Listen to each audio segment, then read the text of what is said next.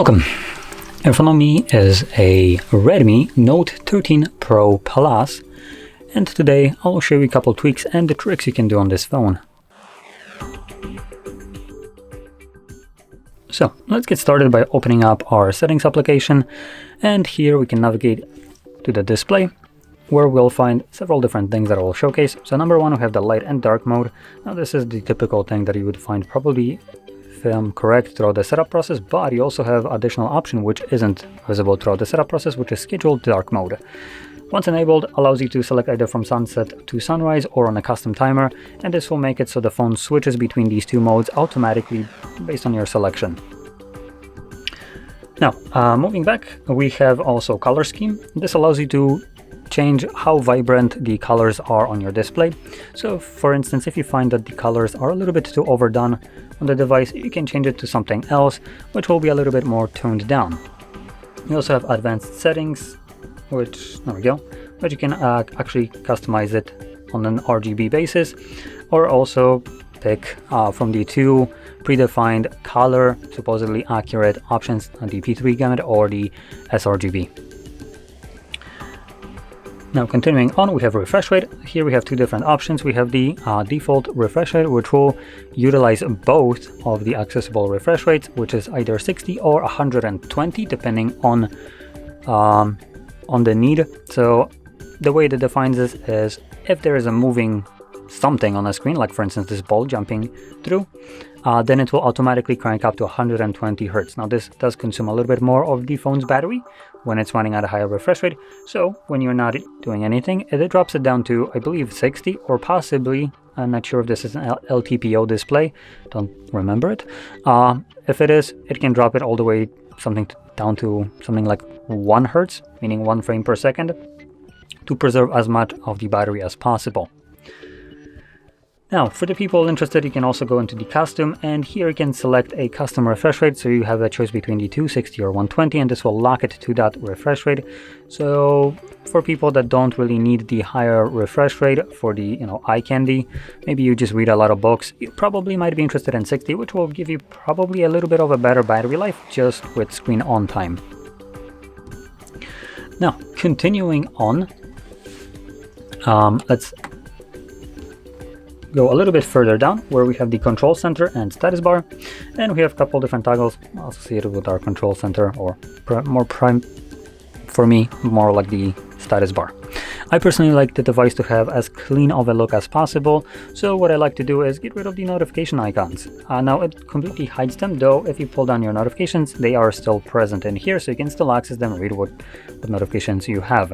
Additionally, you have also things like the carrier name, which I believe is disabled by default, so you shouldn't see your carrier name, but if you do, you can turn that off in here, and you can also, I think, change the name of it. Might be that I need to have a SIM card in to actually do that. Now, below that we have also battery indicator. We have 3 different ones, so if you want a little bit more clarity, you might be interested in the last one. It will be a little bit easier to see with the percentage being outside, a bit bigger. For people that just want, again, like me, something that looks cleaner, I like to have it set to the percentage that is inside of the battery. Now moving on, we have home screen, and in here we have the home screen style basically. So we have 3 different options right here. Light mode is going to be the one that is designed for probably elderly people that are a little bit more visually impaired, with the icons being significantly bigger, less of them being able to fit on the screen. Then we have the 2 more normal modes. So we have the classic one, which it's classic but for iPhones, so not sure why Chinese companies always do this. Now this is the default one for Xiaomi, which what it is basically all your applications smack in the middle of your home screen spread throughout the different pages. But we do have the option to have an app drawer, which is classic for Android, which this is, by the way. And once enabled, give it a second, it needs to reload, and now you have all your applications below here. Now one thing that Xiaomi has done with their app tray, they actually added columns in here, or categories more like. So we have communication, entertainment, and you can edit those. You can create your own new categories if you want to, delete ones that exist, and just move them around, which makes it significantly easier to find certain applications. Now, that being said, when doing this, I probably would recommend to make something like a very short name, so you don't have to scroll through this. This makes it a bit less convenient, and in all honesty, there's better ways of having this done.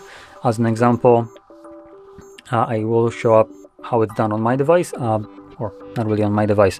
This is a custom launcher, a smart launcher, and what they did is add categories at the bottom as an icon, which you can just flip through, and automatically when you install applications, it does get sorted to its category. And there is no all apps option, so here by default you are always in the all apps. As you can see, when you close it and reopen it, it goes back to all. So moving on to the last option, it's going to be the gesture navigation, which I will probably need to spend a little time to actually find it. Not in here. Let's try to search for it.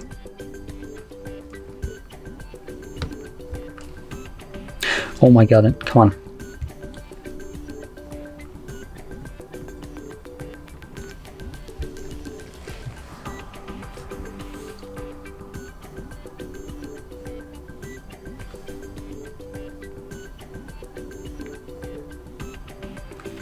Let's try a different name.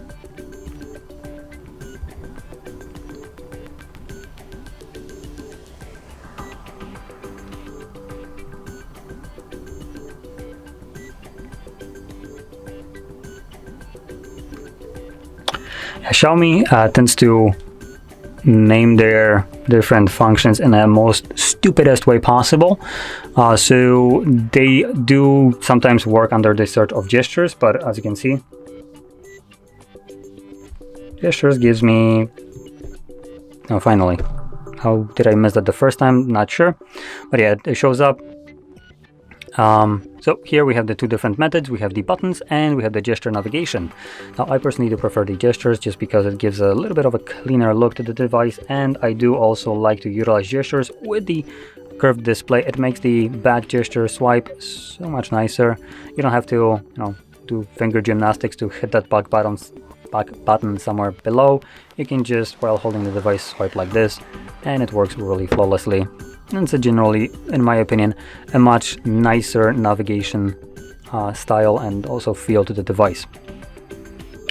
Now let's go back to that search so I can check. We also have the option to hide full screen indicator, which is this little option or bar at the bottom. If you toggle that on, it just gets rid of it. Again, this adds a little bit more of a clean look on top of the already clean look. The functions work still the same. So you swipe up to go home, swipe up and hold to go to recent applications, and swipe from either side to go back. That being said, the back gesture is still visible when you swipe, so don't worry. It's just the bar that was visible at the bottom that is now invisible. Now, with that being said, if you found this video helpful, don't forget to hit like, subscribe, and thanks for watching.